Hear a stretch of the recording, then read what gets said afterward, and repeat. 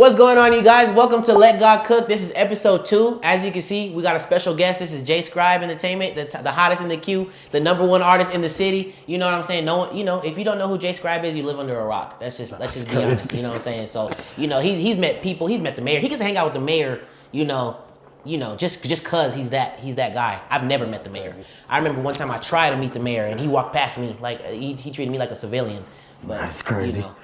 But yeah, so welcome to Let God Cook. I hope you guys enjoyed this episode and let's get to it. They looking, they watching, they hating on me, they mad cause I got me a wristwatch. Assuming bad things, they think that I care about shining, but I care about my own cross. We bringing the heat like Chris Bosh. Fight in the ring with no claws. I'm sick of the people, they looking for me now in the year 23, I'm my own. We making the movie. We making the movie. So, how's your day going? Been chill, just been working all day. We just moved into the new production house. Just doing like website stuff, updating the websites today, making content. Went to Integrity Motors, made some videos over there, and that's pretty much it. See, that's an important day. I have a regular job. I went to work like all the rest of us do. And I was saying, no, that's pretty lit though. Like, is it like hard? Like, is it different? Like, do you feel like you're working? Like when you do? Yeah. No, I feel like I'm working, but I feel like I'm working because like I'm pushing myself to learn new stuff, do new stuff, and it's also like when you have a normal job, you have to make sure there's money coming in. Like certain jobs, I feel like you can have a 9 to 5 and it's pretty much just gonna be that. Like the company might lay you off or whatever. Like if the company's doing bad, you might lose a job or whatever. But you kind of have to like eat what you kill with media stuff. You got to go find clients. You got to make sure that the clients is happy. You got to make sure that you're just on point, continuing to grow. Right. Make sure you don't get left behind because the industry can move on. And if you don't understand AI or you don't understand the new algorithm or whatever, like you can just get left behind. And if you're not making people money, you get left behind. So it's figuring out how to make people money, figuring out how to constantly stay on top. Like it definitely feels like a job for sure. But it is lit though. Like, at the end of the day, like I literally just make videos and stuff. That's like cool. The act of what I do for work doesn't feel like a job, but it's just the fact that like, I don't know, I feel like it's not really, there's never really that stability of like just knowing for sure that you'll be good. Like when I worked like a 9 to 5, I guess I kind of work a 9 to 5, but when I worked for United, I kind of just felt like I was always gonna have my job. Right. I felt like I could have stayed there 10 years and I was always gonna be there. But now it's a little different. Like we're building a media company, we're building a few different brands from the ground. I'm trying to redefine what all these things mean, and it's just new. Always new. No, that's hard. I think you said a whole lot there. So for you guys who don't know, I'm just joking with him. This is my big cousin Jay. So we grew up together. So I seen him go from nothing to where he is today. So I like to mess with him and stuff like that. But no, I think that's crazy because I think even with the job I have right now, I know it's my job, but it's not my work. You know what I'm saying? So like when I do stuff like this, I have to really, take the time to create content, do all this stuff outside of work, because this is what's gonna really, I feel like, bring in the things that I really want to do later on in life, and not even just later on, just now, I guess, and I feel like doing it this way, I can help out a lot more people. I think you're right. It's so important. Like we have to be in a place where we're taking care of customers, taking care of clients, taking care of people, like being in a consistent place of service. Yeah. And worrying about the outcome of the people you're serving instead of the income you receive. And that's how you get genuine reactions and genuine, connections with people and stuff like that. So, for sure. So, we talk every day. This is how we usually talk. But like I think this year, like I can say I'm really grateful for, you always encouraging me with everything that I'm doing, because, it's been rough trying to start a family and try to stay on top. And like you've been telling me since like before, like, look, one day you're gonna have a family, you're not gonna have the same amount of time, but the cool thing about it is it's like it might be harder, but it's not over. Facts. It's not over. I can still continue and still grow, and now I just have a different light and different fire, to under my belt, to where I can actually, now I can do this. Like I gotta do this now. It's like, I was reading Rich Dad Poor Dad, and he talks about how the when it comes to like the rich thinking and the poor thinking. He was talking about how like a lot of people who stay poor or in middle class, they look at their family like, I can't do things because I have this family. I can't, live out my dreams, my visions because I have this family. But the rich dad is like, no, I have this family. I gotta do it. Like I have to have these visions play out the way it's supposed to go. And and we're rooted in Jesus. We're rooted into the kingdom of God. So it's a lot different for us. It changes everything. So it's like, we have a peace that most people would not understand with every move that we go through some crazy stuff. There's some crazy things going on, but I don't know. It's different when you're in the kingdom of God. It's not the same. I feel like you just got to be rooted because a lot of people have an anchor that's just like, if you're anchored in your friend group, like it's just not a strong enough anchor. And I feel like when you can go through life understanding that, all right, I'm trying to build towards what I was created for, and understanding that it's not a weight that I have to carry alone. Like, there is a side of being diligent and learning and putting in the work and all that other stuff. But then there's the spiritual side and the miraculous side of knowing that you serve God and you trying to do what He put you on this earth to do. And I always talk about that saying, if it's God's will, it's God's will. If that's what He wants, then I don't really have to, like, as long as I'm doing my part, He gonna make sure that the rest is done. And so I feel like that's what gives me the most peace. But there's still moments where I'm not as like chill about it, but those moments are like very small moments. Right, like, yeah.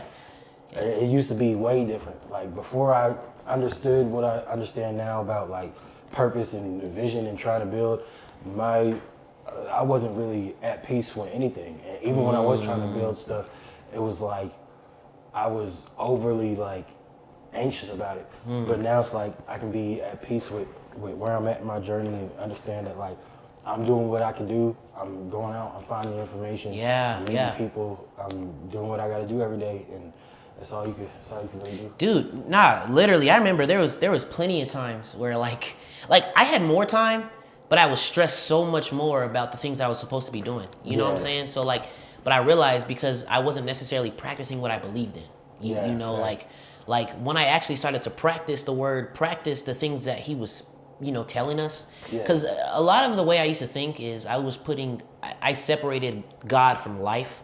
It was just a religious thing. Like, God was God and life was life. Facts. And that was the biggest, downfall in a lot of the things that I had going on, even recently. Like, this has been the hardest year, but the best year of my life because there's been so much mind change. Like, really becoming a different person is fun, but not in the beginning sometimes, because like you have to rewire how you think. You got to rewire how you act, how you move, how you talk. Like, you got to literally try to, rewire your heart, like, and obviously God is doing all those things, but I was thinking I was doing all that stuff, so you're right, man. But it's fun. It's so worth it. Like, and I feel like you can feel like you're being crushed when you hear a piece of information that changes. It makes you feel like everything that you thought you knew is wrong, bruh. It takes a certain type of person to hear something that changes their whole worldview and lean into it.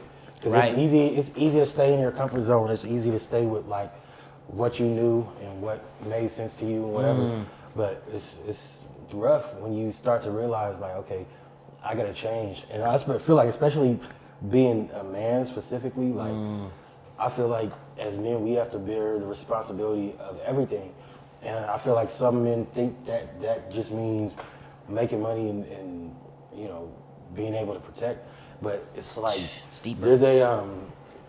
there's a book by, I forgot the author, but the book's called The Man the Moment Demands. And he talks about being the type of man that makes sense for the moment. Like, we can't always be the warrior. Sometimes we have to be gentle. Sometimes we have to be caring. Sometimes we have to, I feel like the biggest thing for me was rearranging the way that I thought about leadership and understanding that leading with compassion and service is far more important than just telling people what to do. And I feel like it becomes easier when you're leading with service and compassion, because it's like you don't even have to tell people what to do. Like, I feel like the first thing is creating an environment that allows the people that you're leading to thrive, whether that's family, whether that's a work project, whether that's business. Man. It's like you start to understand that this is not just, people aren't just a pawn to help you accomplish what you're trying to accomplish. Everybody has a piece of the puzzle, and being able to lean into people's strengths and let somebody thrive without you feeling like you're being belittled because somebody else is thriving. Like, I feel like all of those things take time if you weren't raised like that. And I feel like even though we were raised with good morals and all of that, you get older, start to realize it's more than that. It's more than just being a kind person, and it's a lot of stuff that even people who taught us might not have understood. And so, like, I was talking to a dude the other day, and he was like, all right, so you basically expect me to become like a therapist? I was like, yeah. And if there's something wrong with your car, I expect you to become a mechanic a little bit. If there's something wrong with, like, if you got to deal with something with the law, I expect you to become a lawyer a little bit. Wow. You have to be able to like transform into whatever is needed in that situation. And it's not that we don't even have to be great at it. We just got to be good enough to make proper decisions. Dude. And I feel like all of that, it takes time, it takes patience, it takes humility, because when you start to like push for big things, if you feel like you're just all that and that's the reason everything's going good, it's gonna humble you quick. Dude. Like, I feel like I wake up every day feeling like it's almost no room to feel like, oh, I'm just this, I'm all that, because it's just like, it's so many humbling experiences. Yeah, literally. You're learning so much that goes against everything that you thought you knew, and it's different, and it takes time to get used to that. Yeah, dude, literally, like, there's so many times where I feel like I got it together, and then I'll watch something, or I'll pray, or read the word, and even the same scriptures, and I'm just like, bro, like, dang, I really don't got it together. But the Bible also talks about, like, someone with good soil is someone who clings to his word and patiently waits for a big harvest. That's not just in, like, money. That's, like, with everything. So I have to patiently wait for everything, to really transform and change in my life. And you're right. We can't just have one thing, one niche, and like think that's it. That's who I'm supposed to be. Like, as a man, I'm a provider. You're more than just a provider. Because even God like has different characters. Yeah, like for sure. the Trinity is a prime example. But even just like his different names, mean different things. Emmanuel, like God in the flesh. You got Lord, you got Jesus, you got God. Like, there's so many. There's I am. Like, he just that's why he says I am that I am. So I think when we're talking to people and talking to men, like, that's the thing that we have to, really teach them and get them to understand, because I think, especially when we're trying to find identity, a lot of people try to root their identity in the thing that they do, and that can't be it. Like that, like, oh man, I was watching Myron Golden, and he was talking about that, like, when God was saying the reason why he said I am is because, because we're in his image. Right. Like, whatever we needed him to be, that's what he was. Nah, for sure. And that's where we are, like, as men. Like, we need to be that. Now, we're not going to be perfect at it, of course, like, because we're in this flesh. Nah, for sure. But whatever God called us to be in that moment, like, that's what we are. That's like, I'm father, I'm also son, I'm uncle, you know what I'm saying? I'm brother. There's so many different ways, but just like our pastor's a pastor, but he's also a boss. Again, but he's also a son, but he's a husband. He can't treat everything the same way. Like, he can't talk to his wife the same way he talks to the church. Not saying that, like, it's just the church needs a different encouragement sometimes. Like, but you have to be soft with your wife. You have to be meek with your wife. And a lot of people, I feel like, miss out on those things. Yeah. And I thought, but then you have to know when to step up and say, I got to take the lead here. But some, there's different, there's a lot of areas where we have to be the right, like I think that was the biggest thing with David, and why God said David couldn't build the temple, because there was so many things that he was, but he was really known as like that warrior. You know what I'm saying? Like, he couldn't build the temple.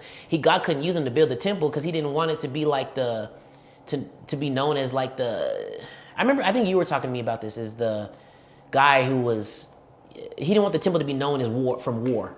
Do you know what I'm saying? I don't know if it was you. I don't know if I was watching a video or if I was talking to man about it, but he was talking about how God didn't want David to build the temple. He wanted Solomon, because David was known off of war, so he didn't want it to be built as like for something as something that was just conquered. You know, like it had to be strategically planned, so like put in a right place, like an actual. Not saying that David wasn't a good king, like he was a great king, but the things that David did, it didn't line up with the vision that God had for everyone to be able to fall in this one place. You know, because he was a conqueror. You know, so and Solomon, you know, so that's why Solomon was the perfect choice, because I'm praying for wisdom. You know, like and you know, David was wise in different areas, but like Solomon was a different breed of wisdom. So that's why he had to use him to build the temple. God might use, but David was the foundation at the end of the day. Like David set the tone of who God was. You know, he said the world had to know who he was through David. But he was like, but I can't let my church, my ecclesia be known as war. You know, so like. And we don't get me wrong, we're in a spiritual war today, but that's not what that's not what like God's foundation really is. You know, that's just another form of what He brings. But I feel like David is such a good example of like how the next generation can be better than you. Yeah. It's a it's a starting point. Mm-hmm. And I don't know. I think about that a lot. Like, what are we going to lead to the next generation? What type of head start can we give them? And how I feel like it takes more than just like living life to an extent. We got to also start to pull that knowledge and start to kind of break some things down to be able to communicate it to the next generation. Right. Because it's some things that, it's just, some things is just habit, some things is just the way that it's always been for us. But as I get older, I start to realize I have to start to question certain things, question my response to certain things, rethink about what is my mindset here? Why is the reason that I make these sets of decisions? Because sometimes you'll realize that, I'm only doing this because this is what I saw. And this, like, I never actually thought about how I would go about it. And then sometimes you realize there's a lesson there that you can pull out of it, and now you can communicate that to somebody else or to the next generation. Right, yeah, exactly. And I think that's why we can't have a woe is me mindset, Facts. Like we can't live in a victim world, because trust me, everyone has something to complain about. You know what I'm saying? Like we have plenty of things to complain about, but we have to take it to the chin and keep going and understand that like the things that we went through, even with certain family members, they were just going through stuff too. Facts. Hurt people. So it sucks, but like even the worst thing that could have happened to you, you can't take it personal because they were going through something too. Now, it sucks that some people, like abuse might happen, but that person could have been neglected or abused. There's always a reason why people do the things that they do. Sometimes it's just without thinking, and being without thought is a hard place to be, because no one was teaching that person to think about certain things. Like when we talk to our brothers and stuff, it's more so like, the biggest thing we teach is just think about the actions that you're doing first before you do anything, whether it's good or bad. Think about it, like, and there's times where it's like God tells you to, to act on things quickly, but still got to think about what's good and what's not good, like. Yeah, for sure. So that's kind of like, I don't know how I have to try to think about everything in life, because I don't know, not everything is edifying. Even if it sounds good, even not every good thing is good for you too. Facts. So there's just a lot of things in life that, I don't know, we just got to look at things differently every day, constantly be in a place of renewing, constantly be in a place of God creating me a clean heart, cover my mind, determine my steps with everything that I do. Because obviously the Bible says we make the plans, like the plans is in our hearts no matter what we try to do, because man just wants to determine, wants to do the thing, but God determines the steps of whatever we're choosing. So, man, but that's rough. I mean, it's hard. It's not easy. Bro. Like, even doing this, like, I'm so excited for it, and I know it's gonna be good. But it's like making sure I stay in God's face and making sure, even like if once numbers start to really grow, that I'm not in a place where like I'm thinking I'm that guy, less a man should boast, or even thinking like this might be too much for me, like for sure. I have to stay in the presence of God no matter what, and that's my whole goal with this. Like when it comes to business, when it comes to lifestyle, when it comes to sports, when it comes to marriage, wherever it is, I feel like God can be the center of it all. Not just the church part of things, not just the the religious part of things, the Bible study part of things, like it's so much bigger. Like this is a lifestyle. Nah, and definitely. It's oh man, and no matter what, like, and me and you have talked about this, like we don't understand, but like people don't understand, if God isn't in control, there's a spirit that's in control no matter what. Whether it's a spirit something's in control. of whether if it's, anger in that moment, sadness in that moment, whatever you're choosing to feed, like that's going to be the thing that's in control of that moment. And that's why we have to put God at the center of our emotions, our mentality, even being at the gym, like whatever it is. Because it's like, bruh, like if we're not deeply rooted in him, we won't be rooted in anything correctly. Yeah, for sure. And that's why we see a lot of people with a lot of money or different things be depressed. Like how many times do we hear celebrities killing themselves? Like, bruh, they have everything that we're asking for. Like husbands killing themselves, wives killing themselves, and there's people complaining about being in a relationship. Like, man, God, why don't you have me there? And you're complaining, and you have something that someone else is praying for. And that's what changed my whole mindset on everything. Like no matter where I'm at in life, like when I was sick, whenever, it doesn't matter. Even at my worst parts of being sick, like I was still living. Like there was people that died from that sickness, like who didn't get to experience family and different type of like I had a family around me. There's always someone I feel like going through it worse, and not saying that like, what's bad for you is bad for you. Like it's hard for you. Like we've been through crazy stuff, so some things just isn't that serious to us. Like we've literally battled life and death, poor, being homeless, living on people's couches. Like, but other people might not have gone through that, and they might be complaining about the fact that there was no dinner tonight too. Like, and we've lived like that. Like, there's been, you get what I'm trying to say. Nah, for sure. I mean, I think that a lot of people got to go back to. We got to rewire our foundation because a lot of people think that a certain dollar amount is going to be the answer, or they think a job is going to be an answer, or a relationship is going to be an answer. Yeah. And so I think that, especially for people who are trying to just navigate life the right way, there's some voids that we have within ourselves that we got to step back and see, okay, what am I actually looking to feel? And sometimes it might not even feel like you trying to fill a void. It's just like, all right, this is just what we do. We just, party. We just do whatever people decide to do to put themselves at ease or give themselves enjoyment or whatever.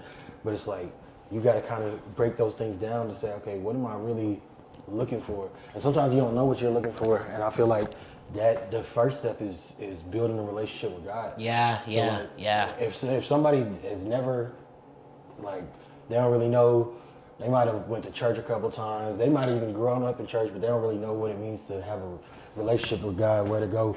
What would you say is like the starting point? What would I say is the starting point? Honestly, from watching people that didn't have a relationship with God, or just people who grew up in the church, I guess, like, even from my experience, is like,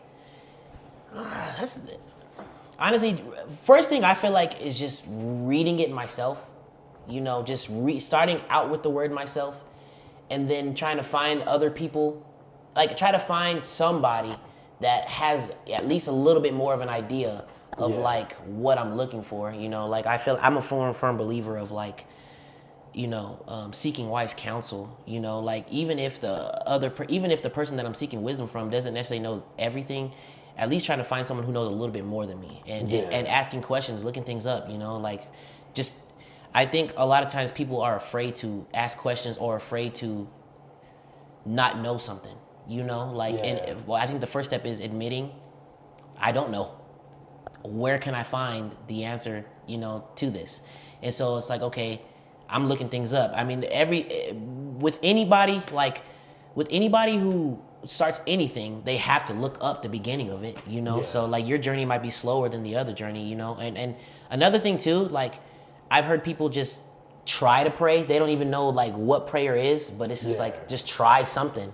And God is going to answer, like asking you, you shall receive, like we believe in stuff like that. So just doing something, just starting something, like starting some type of journey. You don't have to be the best scholar of the Bible. Just read something, and I tell people, start off with the Gospels. I know there's a lot of people that will tell you, no, start from Genesis 1. But to be honest, like, you can read that, yeah, like God created the heavens and the earth, like, cool. But there's so much gems in there that you might not understand. My first thing was, let me just understand who Jesus is. Yeah. You know, like, let me read, like, where can I read about him? Because if everyone says I'm supposed to mirror myself after him, let me find out who that is. Yeah. You know, and growing up in the church, we were more so taught, because we grew up Kojic. We were more so taught, like, trying to avoid hell instead of knowing about the King, you know, who can save us from hell.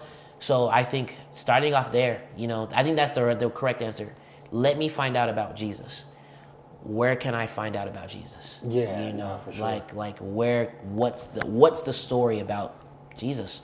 And then read there, and then you'll start reading scriptures on different things. And then I'm reading, okay, where's the stories in the Bible that I'm supposed to try to line my life, you know, after? Romans. You know, like, I heard there's a pastor, his name is Richard Lorenzo, and he said what really helped his mind, like, because he was trying out a whole bunch of religions, trying out everything, but the thing that changed his mind is Romans. And Romans is like a huge blueprint of, like, or is a really good blueprint of, like, what a unsaved person looks like and what a saved person looks like. You know, like, okay, so now I know that this is where sin began, and this is where sin doesn't rule over us anymore, you know. So like, understanding the good and evil, understanding all those different things, like, it's just, but yeah, I think the ultimate answer is just finding out who Jesus is. You know, like, facts. you know, I don't know if that makes sense, but I would definitely say that. I mean, I think the first step is, I would say, the first thing somebody to do is pray, because you don't really understand what's going on, but there's a God out there who created you, knows you, loves you, and he wants a relationship with you. He wants you to know him. He wants to know you. And it's just starting off with talking to him. Like, I don't really know what I'm doing. I don't really know about all this God stuff, but hey, I'm praying. If you're out there, you know, help me to find you, help me to figure out like what's happening. I would say that's the first step. Like, kind of pour out everything. Just talk about whatever you're going through, whatever you're thinking about. Just talk to God about that. And it's probably gonna feel weird because you might feel like you're talking to yourself or whatever. Just try to pray, and then from there, going through and reading the Gospels in a translation that you can understand. I would say the New Living Translation, because if you don't know, if you weren't raised in the church or whatever, you probably don't know that there's different translations of the Bible, because the Bible is just a very old, you know, it was pieces of text that was put together by the inspiration of God. And it's like, it's so old that over time there were different translations. So I would find a modern translation that you could understand, probably the New Living Translation. I would read the Gospels to understand who Jesus is. And then I would try to find a community of believers and, you know, finding a church and stuff like that. Yeah. And I would say even pray about that. Like, the biggest thing to understand is that there literally is a miracle working God out there. And so all the stuff that you kind of don't really know, you're trying to figure out, like, praying about it is a big piece of it. And so you praying, you reading the Bible, you learn about him, you trying to figure it out. Like, I would definitely start there. Praying first and getting into the habit of praying and talking to God, reading the Gospels, trying to figure out who was Jesus, what does he stand for, what is he all about, and then try to find a community. Yeah, that's perfect. See, he broke it down a little bit more cleaner than I did it. I was just kind of going off of what you were saying. No, but that's perfect. Yeah, praying, again, just starting, because we're all mess ups, man. Like, I think so many people have a wrong idea of, like, when you're saved, you're perfect. No, like, the Bible says, I'm not here for those who think they are righteous, but those who know they are sinners and need to repent. And I think that scripture shuts down a lot of Pharisee teachings right there. Because he's right, you have to pray about whatever church you go to, because you don't understand. There's churches that will teach you, you know, things that, like, they'll be more so about the outward and the works of what being saved is, like, that's what's going to save you, I guess. But understanding that, like, we need a savior, And when you're getting close to God, like what no one understands when it comes to other religions kind of teach you that the works is what, like you can do a thing and you're saved. You can pray 7 times. You can kneel 7 times. You just gotta... Hey, what's going on, you guys? It's your boy, Darian Dallas. I know this video is super good. We pause it halfway because I don't want you to forget to subscribe. Subscribe if you want to see more videos like this. Set up this altar and feed this spirit and different things like that, and then you're saved. But that just... There's so many reasons on why that just can't work because of how sinful we are, So... understanding that you need a savior. So when you're praying to God, like, I know I need you, and that's what Jesus loves, the fact that we know we need him. That's why he did what he did. That's why he died on the cross. That's why he came in the flesh to show that, like, bro, we need this salvation. And understanding you're gonna mess up and be okay with that. Like, understand that, like, when you, Pastor Philip Anthony Mitchell says this, like, when you feel convicted about something, bro, that's great. That's good. The most dangerous place to be is when you're doing wrong things and not knowing you're wrong. The Bible says I don't know if this Bible says this or if this is a saying we say, but like, we are destroyed for our lack of knowledge. Yeah, the Bible says that. So people are destroyed for the lack of knowledge. Yeah, people are destroyed for the lack of knowledge. Like, the things, I know we say, people say, like, what you don't know doesn't hurt. No, that's not the truth. Like, yeah. what you don't know really can kill you. Like, imagine, like, I don't want to get like too deep, but I mean, like, even with the whole, like, Native American, thing, like, they didn't know about guns, like, but imagine if they would have known about guns, things might have been a little bit different, in on how this country is, so. Yeah, and just not knowing what threats are out there in general. It's like, if you're out in the jungle or something just trying to survive, you just start eating random stuff that look like berries off plants. Right. Have something that's poison, so. Mm-hmm. Yeah, and yeah, exactly. Like, we gotta know what we're feeding ourselves too. Like, not just like literally eat what we're eating, but what you're into. Like, being on social media 24/7 can kill you because you're not doing anything. Like, you're gonna feel depressed. You're gonna start comparing yourself to everything that you see. There's so many reasons on why but then there's a good part of social media too. It's just understanding, like for instance, what we try to do is be the creative on the creative end of it and not the consuming end of it. But it takes consuming for us to understand the creativity part. Like, so it's just, I guess, try to, like Solomon, okay, like, there's a guy, his name is Solomon. He's David's son. What made him so special was his prayer, because God told him basically, like, whatever you want, I'll give you. You know what I mean? And the thing that he asked for was wisdom. Like, that's so crazy. Like, the most wise man in the world wouldn't have, he didn't have the wisdom before. Like, he was just a normal person who had no type of knowledge, but he had a knowledge enough to know, hey, I need wisdom to be able to lead the flock, to be able to build your temple, to be able to be over a group of people and teach them the right things and to handle things the right way. So, like, I feel like that should be a prayer too. Like, Lord, give me wisdom and understanding of how things are supposed to be in life and how I'm supposed to navigate in the thing that I'm in right now. Like, I know my job that I'm at, I love my job, but I don't think this is a retiring place. I don't think this is where I'm going to end. But I can say, God, give me the wisdom that I need, while I'm on this job, so I can do this the best that I know how for you. But, like, on how this is going to carry me to the next season of my life, So that, I feel like praying for wisdom, praying for knowledge and understanding could be a great beginning prayer, Facts.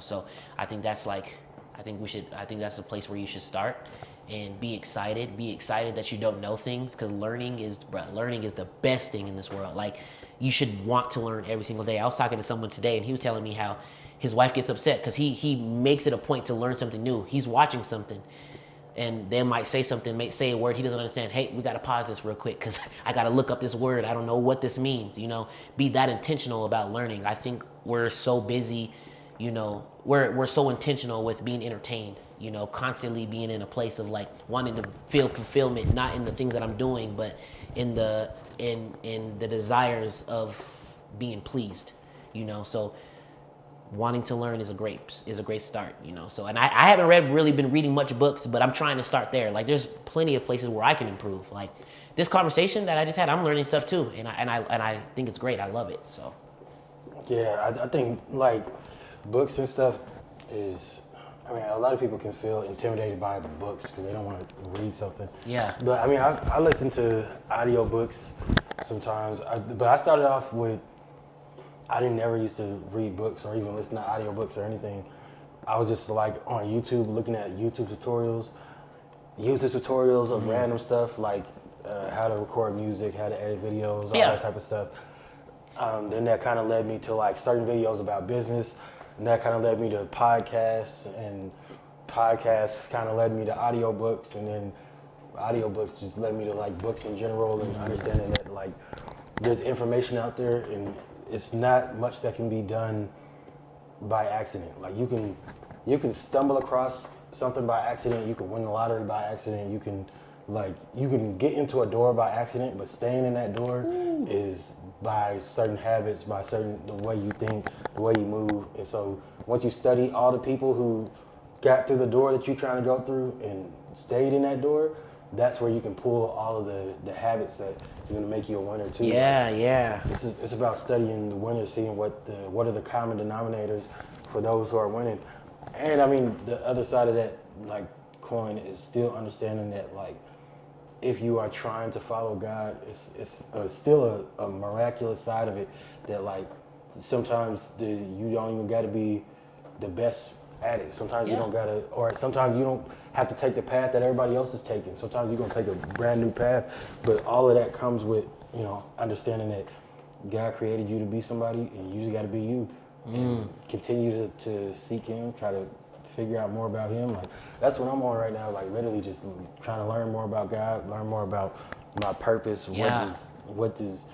How does God say that life should be lived, and just being me, showing up every day, trying, pushing, learning. That's all you can do. Yeah.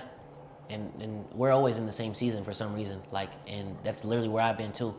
I've been a husband for 2 years now, and like I thought I was doing pretty good, and I just learned within the last 3 days, like, dang, bro, like I did not have this under control, and I went through the counseling, and I'm, you know, every single day I'm learning, and it's like, it's good because one, life is always gonna throw something new at you, and at least new to you, you know what I mean, or it might just be old things that come back up, and you just have to handle it differently, you know, but you can't treat like we were saying earlier, you can't treat everything the same. You know, you can't handle everything the same. And like my wife's adjusting, I'm adjusting. Like I have to understand that there's different areas in life like that I have to remember. Like my wife isn't the same person she was in 2023. I'm not the same person I was in 2023. So I shouldn't be handling our conflict the same way we were in 2023. Like when we just had a baby, there's a huge emotional change. There's a whole new human. There's so much new just in that alone. So now like we have to adjust our time together. We have to adjust like even like how we speak to each other, just certain things, because we don't want him to pick up on bad habits. You know, we want him to pick up on good habits. And even if he does pick up on bad habits, how are we going to correct those bad habits? Like there's so much things. And I even with the job I'm at now, I wasn't at this job 2 years ago. So like I have to handle the work life different. There's so many things in life like I have to adjust to and be different, you know, and change. Like, you know, that's just kind of how I live my life too, you know. Yeah, facts. So. Yeah, it's never gonna stop. There's always more, and it's not that it's just this pursuit of more. You just grow, you develop, you learn new information, you start to enjoy new things, try new hobbies and stuff like that. Like life is a continued journey. The Bible says occupy till He comes, and so figuring out what that looks like is we're just occupying, you know, doing what we can do, trying to complete our purpose on this earth. And I think that, you know, it's some people that'll feel like, all right, why does it got to be that deep? Why do I got to figure out, you know, how to be better or whatever? And everybody's goals is going to be different depending on the type of person you are, what God created you to do, whatever. But at the end of the day, you don't want the type of results that come from just kind of winging it and not having structure and not having information and not having people who can help you that been down the path before to avoid certain things. Yeah. And I mean, I feel like the best decision I ever made was deciding that, all right, I'm gonna stop living life and acting like I just know more than everybody. Like, if they got a desire that I desire, who am I to sit here and act like I know more than them and I don't get what I'm looking for? So the moment I decided I was just gonna, if somebody gives me some advice and they got the results I'm looking for, I'm just gonna listen to that. And obviously there's more nuance to that, but that helped me to move forward and start to accomplish way more than what I could have accomplished just before, because I was young. I started my first business at 15, and that's the age where you feel like you know everything. And so if you move like you know everything, you're not gonna grow. Yeah, nah, that's perfect. That is perfectly said right there. Cause, bruh, like we just have to be in a place where we're trying to grow and understand. Cause there was something that you said, and I'm trying to remember it. But, oh man, what was it? Wait, what were you saying again? We can't act like we know more than the people who got. Oh, yeah, exactly. So, you have to understand the people that are older than you. They've been through some stuff. Even if they're not necessarily making the right steps, you can learn something from their life experiences. Because I make it a point to ask questions. I don't care who it is. Someone who's even been a parent a year longer than me, 2 months longer than me, they're ahead of the game in some way. So I'm asking, I remember before I got married, I was asking people like, hey, why'd y'all get a divorce? You know what I mean? Like, I don't want that. I don't want that for me. So like, what happened there? Like, why, or things like, or why, like, you guys been married for a long time, like, what's working for you? Or, I'm asking everything. I'm not too prideful to say that I don't know everything, because I don't. The Bible says someone who claims they know everything doesn't really know much. So, like, being young, I have to understand that, like, there's always someone that's smarter than me. There's always someone that knows more than me. There's always someone who's experiencing something that who experienced something that I'm going through right now, and like they figured out a way to navigate through it, So I don't have time to worry about being the smartest in the room, Like, I want to be the one that's learning. I take pride in that. My little cousin's been playing drums. Like, he's younger than me, but he's been playing drums longer than me, so he knows more than me. He might be younger, but he has more experience in that one area. So I'm asking him stuff. Like, he was 11, and I was asking him, like, yo, like, what happened? Like, how did you do that? Like, or where should I start here? I'm not too prideful to admit that. Me and Jay, we're constantly learning and asking people stuff. And then that's why people feel comfortable asking us questions. And we're not too prideful to say either, like, I don't know. I don't know. There's been plenty of times where if he don't know, I'm like, bro, okay, well, we're screwed. not literally, but someone does know. But like, if he says I don't know, I'm like, dang, okay, let me just look it up myself, or let me try to figure it out. Or he'll be like, he'll try to figure it out himself, and he'll come back to me with the answer, So we don't know everything, And there might be stuff we're saying now where we might have to adjust later on. Like, okay, it's still deeper than that, or it's more simple than that. Like, every single day we're adjusting because we're learning every single day, so. Yeah, I feel like the biggest thing is, like, people are going to go through things in life, like, and not even just negative things. Things are just going to happen in life. And one of my main focuses is extracting whatever value I can get out of the experience. Like, extracting knowledge. If something goes wrong, learning from how it went wrong or how it didn't work or whatever. Yeah. Because everybody knows somebody who's been, it feels like their life has been like revolving door for 30 years. So it's like, we know that time is in it.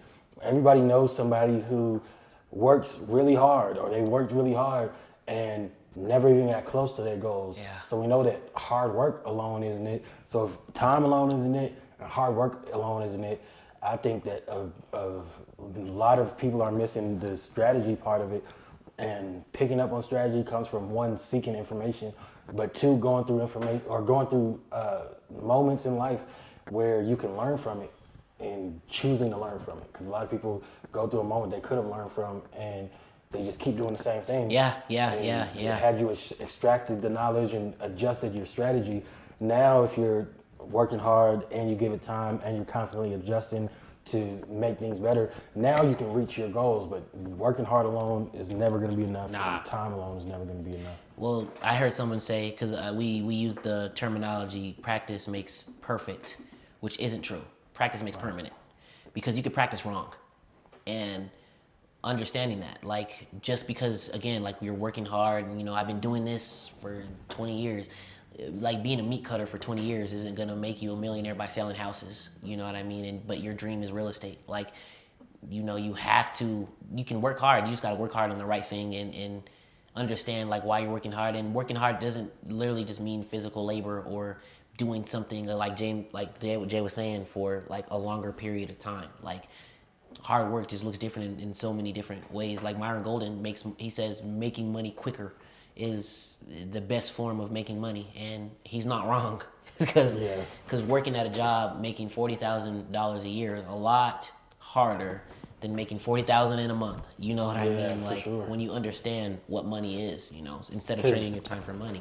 Not even just with money, but a lot of things is a game of leverage. Like when I'm talking with my team about how we're gonna grow this media company that we're building, it's like, how do we build leverage? We're gonna build leverage by doing behind the scenes content. We're gonna build leverage by creating the type of content that sticks out to the people we're selling to. So when we did the car video today, it was creating something that we think is going to stick out to the owner and help him get sales, but also establish what he wants people to think of when they look at his videos. So for me, I was making a video about a Rolls Royce. I got to make it look expensive.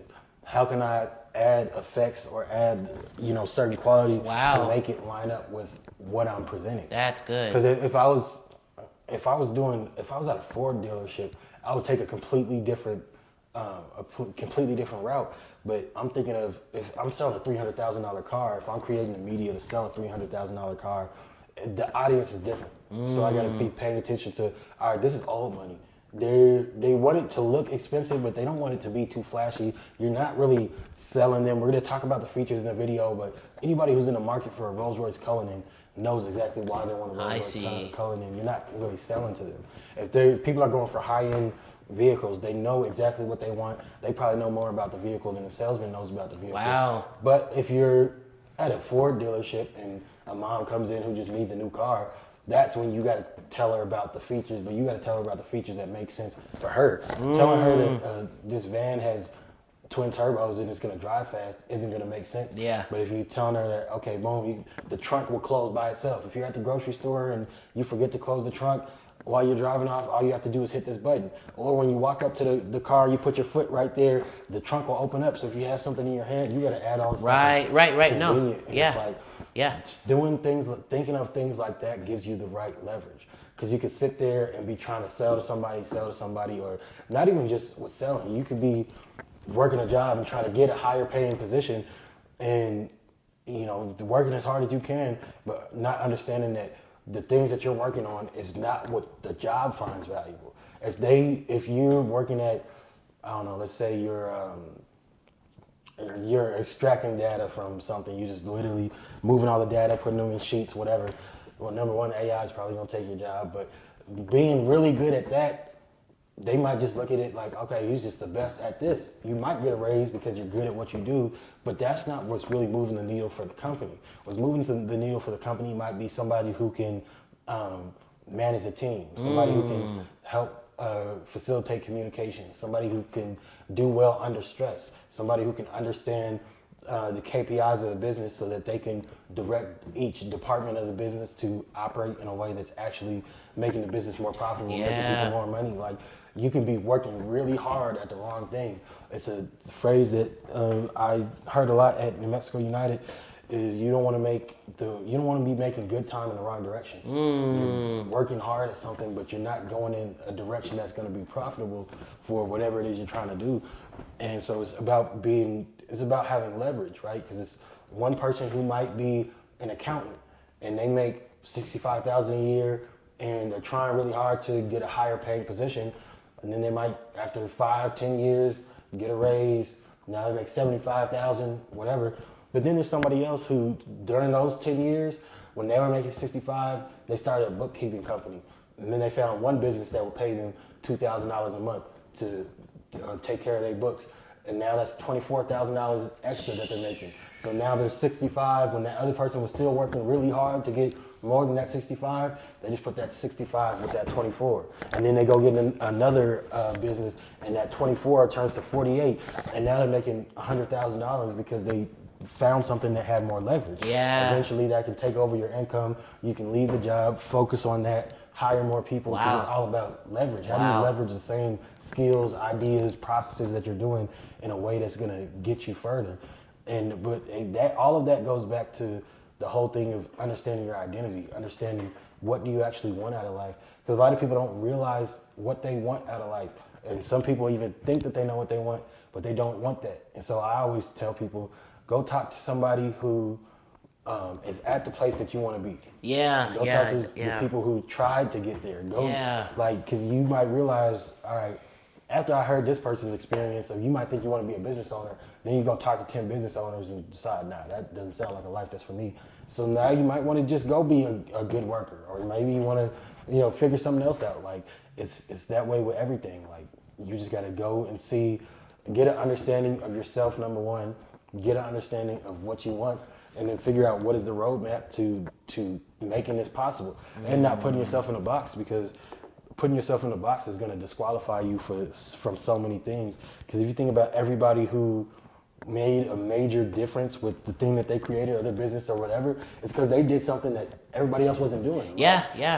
McDonald's taking the risk of having stuff in paper when people are like, well, what do I even do with this? Like, taking those risks and doing things different is what establishes something new, what allows people to, blaze a new trail. So I always tell people, number one, learn yourself, go figure out what you want, and don't put yourself in a box, and start to push towards that every day. And the vision's gonna, snowball. It's gonna turn into different things. You might decide that you don't want what you thought you wanted, and all of that's fine, because you're building, you're just building the tools that's going to put you in a position to build the life that you want. Dude, bruh, facts. And I think one of the best ways to even help people out with that is when you ask your kids. Because I think a lot of times, like the worst question, I think a stupid question is, and this is a dumb question that you ask kids, is what do you want to be when you grow up? I think that question, because they're gonna say a firefighter, they're gonna say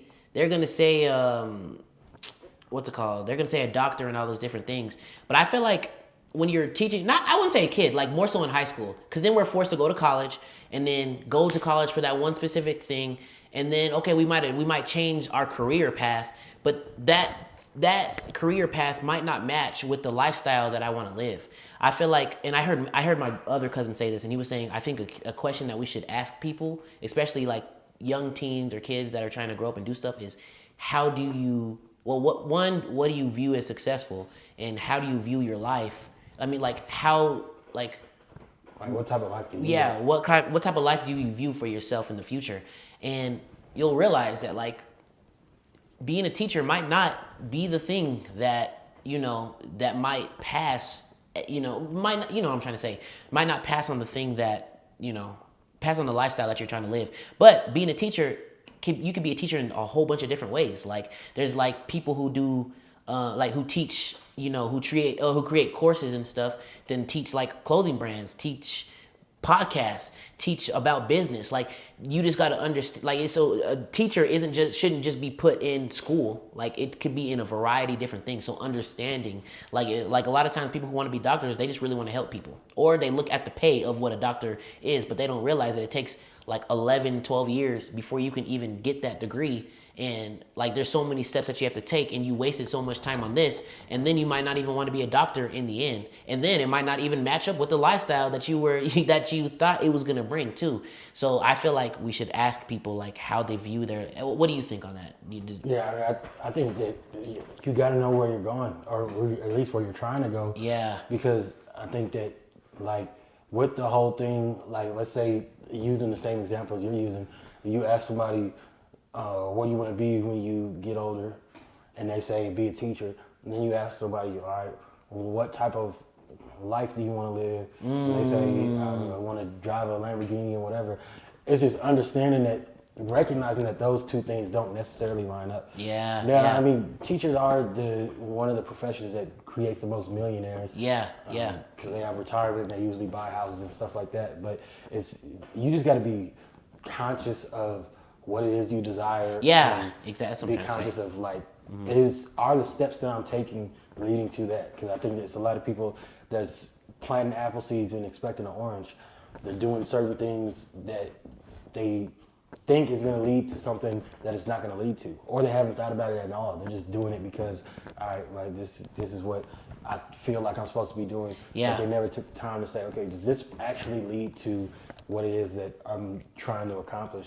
And it's those things that help you to recalibrate. Yeah. And say, all right, I'm not on the right path. What is the right path? Find the right path, and then move down that, and then constantly recalibrating, because what you want might change. Yeah, and, exactly. What you desire might change, and it's a process. It takes time. Yeah, exactly. And I feel like that's all that's good stuff. I think the things we got to take away from today is definitely learn. Be in a constant mindset of learning. Find out how you want to live your life, and pray. If you don't know who God is, pray and ask who He is, for Him to guide you to the right places, and just talk to Him normal. You don't gotta sound like the best prayer warrior in the world, For you guys who don't know this, but like Moses was someone, you might know the story of Moses, and you might know he's part of the Red Sea and did all these crazy miracles, but you might not know that Moses had a speaking impediment. He couldn't speak correctly, so he was afraid to speak for the people. So his big brother actually had to speak for him, and but God could have used him to speak, but because he had that fear, he was afraid to take that step that God told him to do. So even someone like that, like looking at him as an example, God's plans is always going to work out the way it is, or He will adjust to what your faith is too. We're supposed to have faith that He could do everything, but we're in the human body. We're not going to always have that faith, but He will help you, accomplish the things that He wants accomplished in life, So what do you think some of our key takeaways from today? Trying to discover God for yourself and build that relationship. Be conscious of where you're trying to go, and, line that up by the actions that you're actually doing, and say, is this actually leading me towards the place that I'm trying to go? Life is just a constant journey. You should enjoy it at times, and just figuring out, what that looks like for you. As you're going through your journey, you're going to develop the type of maturity that's going to allow you to make better decisions. It's just taking it day by day, having your plans to an extent, having your steps that you want to take to try to accomplish whatever you're trying to accomplish, or get to the life that you want to try to get to, and that's pretty much it. Yeah, that's it. Well, that's Let's God Cook. Thank you guys for watching this episode too. Again, thank you, Jay, for being on the show. This was super exciting. You'll see him probably a lot more. He's the person I'm the closest to, so you'll see him. We will have more conversations like this, but yeah, I really hope you guys enjoy it, and subscribe. Share this with somebody that you think needed to hear things like this, and I hope you guys have a blessed day. They looking, they watching, they hating on me, they mad cause I got me a wrist watch. Assuming bad things, they think that I care about shining, but I carry my own cross. We bringing the heat like Chris Bosh. Fight in the ring with no claws. I'm sick of the people, they looking for me now in the year 23.